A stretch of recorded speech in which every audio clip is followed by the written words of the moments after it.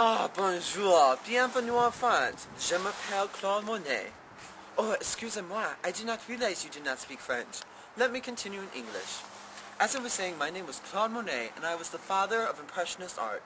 I was born in 1840 in Paris, France. However, 5 years later, I moved with my family to the French countryside. I moved back to Paris at the age of 19 in order to pursue art at the Swiss Academy. At this time, Europe was experiencing several intellectual and scientific changes, including the rise of scientific reasoning and the decline of the Roman Catholic Church's monopoly on power.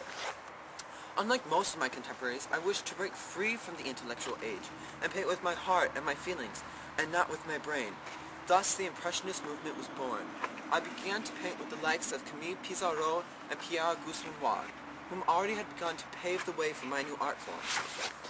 In the late 1860s and early 1870s, I worked with my colleagues to develop my new art form. In 1874, I exhibited my first and most influential painting, Impressionist Sunrise, in an Impressionist exhibition in Nadar. In fact, the term Impressionism came from a conservative critic who hated this painting. Apparently, most critics at the time did not like my unrealistic style of painting. After my exhibition of Impressionist Sunrise, critics and citizens alike became fascinated with my work. By this time, I had created such pieces as Haystacks, On the Banks of Seine, and Rouen Cathedral, but my most famous work was yet to come.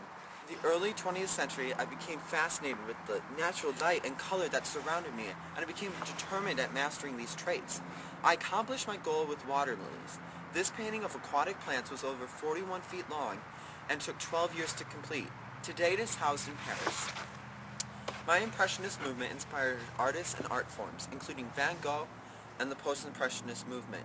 Today my legacy lives on. In fact, my painting La Passion aux Nymphes sold for £41 million in 2008. So there you have it. That was the impression I left on art and the art world. Let me leave you with this quote. No one is an artist unless he carries a picture in his head before painting it and is sure of the method and composition. Au revoir.